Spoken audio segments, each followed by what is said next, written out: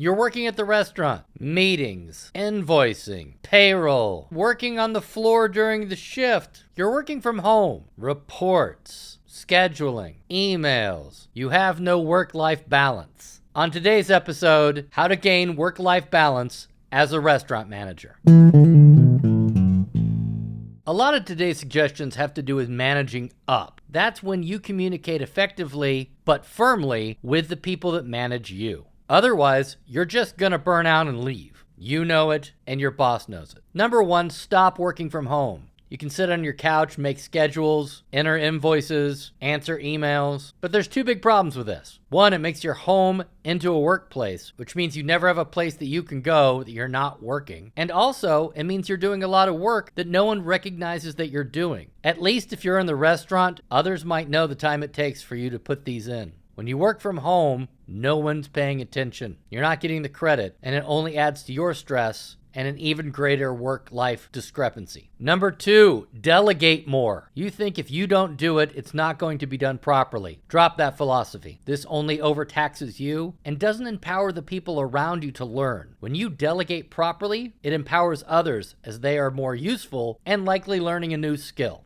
Delegating is mandatory. Number three, prioritize extracurricular activities. Whether it's church, date night, going to weekly karate classes with your kids, whatever it is, pick certain things that you 100% will not miss. Communicate effectively to your boss that these are times that you are not available. Not in the venue, not on the phone, not at all. Pick extracurricular activities, even if it's a weekly trip to the movies, that you don't budge on. Number four, establish rules of contact. This one's big. It can be your day off, your phone starts blowing up, and now you're back at work. You never feel like you have time off. What I've found works well is levels of priority in communication. If I were to email a manager, I would expect their response by the end of the day, assuming that they're not working that day. And that response can be something as simple as, I'll respond to this tomorrow when I'm back in the restaurant. An acknowledgement that you're on top of it, but a low level of communication required. If texted, I think it's fine to respond within 3 hours.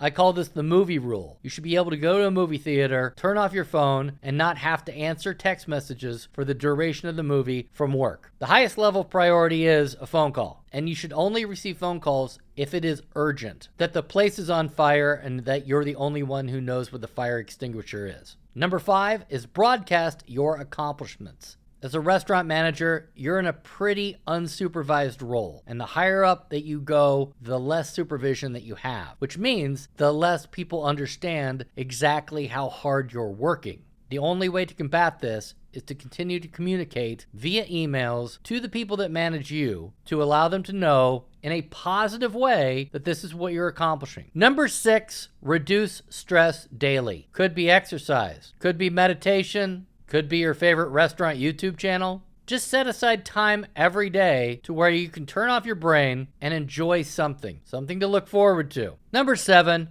continue to focus on why you're a restaurant manager. Why do you work in hospitality? Why did you choose this path? That will help motivate you when times get challenging. There's actually an entire video on this called Why Are You a Restaurant Manager? And I suggest checking it out if you haven't already. Folks, burnout is real. You need to be able to put boundaries around both your life and your work in order to make sure that you're successful at both. Again, many of these require communicating with your boss effectively and consistently about what matters to you. That you do need to take time off dedicated to your family each week. That you will not do work from home, and that you will make work-life balance a priority. And if you're met with resistance, dismissal, or even arrogance from your boss, there are a lot of good restaurants looking for people.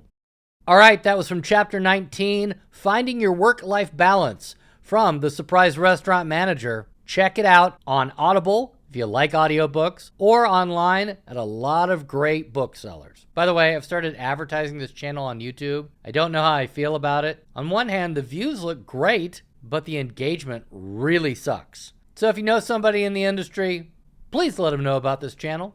Or perhaps they're really into Billy Joel impersonators.